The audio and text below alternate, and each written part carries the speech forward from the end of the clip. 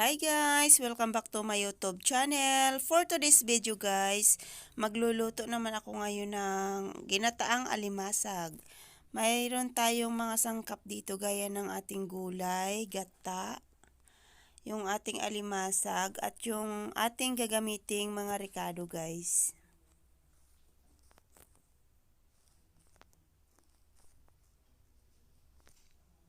Ito ang ating mga sangkap. Una, bawang, sibuyas, luya, siling berde, sitaw, kalabasa, gata, alimasag, at yung ating pampalasa guys, paminta at ang ating asin. So ayan guys, panoorin nyo ako. Sisimulan na natin ang pagluluto. Una, magpainit tayo ng kawali. Kapag mainit na, lagyan natin ng kunting mantika. At kapag mainit na ang ating mantika guys, sisimulan na natin ang pag-isa ng ating ricado. Unahin natin ang luya ng pag-isa. Haluin lang po natin.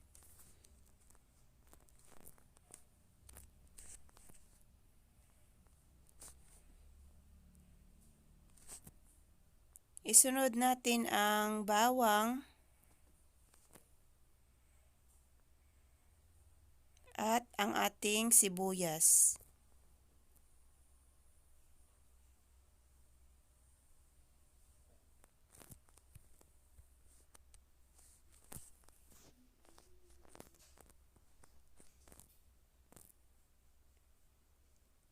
Isunod na natin ang ating gata. Papakuluin lang natin muna yung gata guys. Para makuha natin yung pagka-pure ng gata. Para lumapot siya mamaya. Isunod natin yung ating pampalasa, asin at yung ating paminta. Haluin lang po natin. At antayin nating kumulo yung ating gata guys.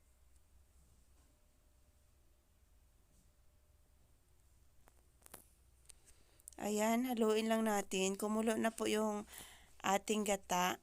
Pwede na nating i-mix yung ating alimasag. Ayan, nilagay na natin yung alimasag guys.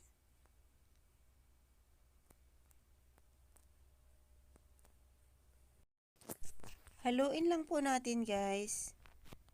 Then kapag nahalo na, isunod na natin yung ating gulay.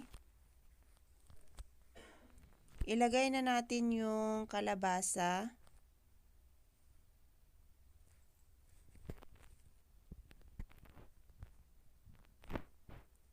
Isunod natin yung sitaw. Then haluin lang natin konti. Para pumantay po yung ating mga sangkap.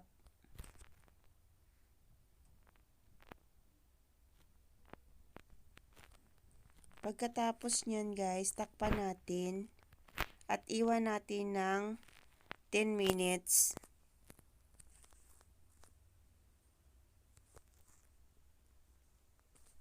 After 10 minutes guys, i-check natin. So ayan, medyo luto na po yung ating gulay. Haluin po natin. Medyo luto na yung ating gulay at yung ating alimasa guys. Yung ating alimasag ay naging mapula na yung kulay. Haluin po natin guys para mag-mix po yung lasa sa ating gulay at sa ating alimasag. At para hindi rin po dumikit yung gata sa ating kawali. Kapag nahalo na natin guys, pwede po nating takpan ulit at iwan ulit natin ng mga 3 minutes. After 3 minutes, i-check ulit natin kung okay na yung ating gulay at yung ating alimasag.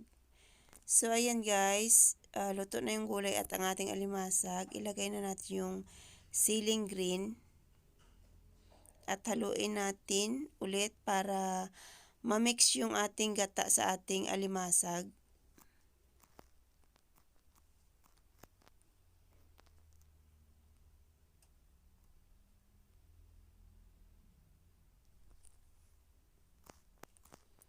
Kapag na-mix na natin ng maayos guys, takpan ulit natin. Iwan ulit natin ng mga 1 minute. So ayan guys, buksan natin. Okay na po yung ating alimasa guys. Luto na po. Luto na ang ating ginataang alimasag. Ready for serving na guys. Thank you for watching guys. Sa mga hindi pa nakasubscribe sa aking YouTube channel, please subscribe my YouTube channel guys and click the bell button para ma-notify kayo kung may mga bago akong upload na video. Thank you.